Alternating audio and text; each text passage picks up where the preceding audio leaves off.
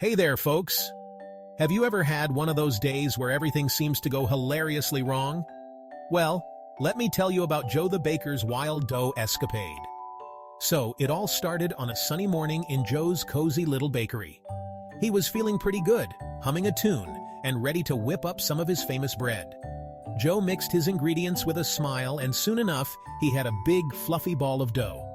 But then, disaster struck. Joe, being the multitasker he is, left the dough unattended for just a minute. He turned around to grab some flour, and when he looked back, the dough was gone. Yes, you heard me right. That mischievous dough had somehow come to life and was making a run for it. Joe couldn't believe his eyes. He rubbed them, blinked a few times, but there it was, wobbling its way out the door. Joe sprang into action, shouting, "Hey, get back here!" He dashed out of the bakery, apron flapping in the wind, and the chase began.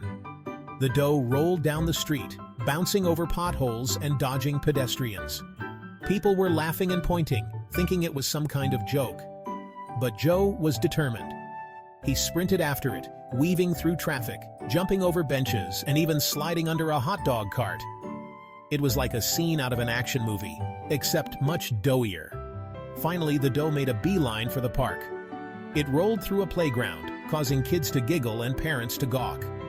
Joe was huffing and puffing, but he wasn't about to give up. The dough reached a pond and, in a dramatic twist, rolled right into it. Joe skidded to a halt, panting, and watched as the dough floated there like a bizarre donut.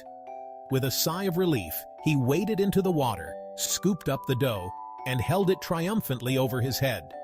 The crowd that had gathered around burst into applause.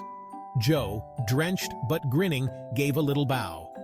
He walked back to his bakery, dough in hand, and decided it was time for a well-deserved coffee break. And that, my friends, is the story of Joe the Baker and his runaway dough.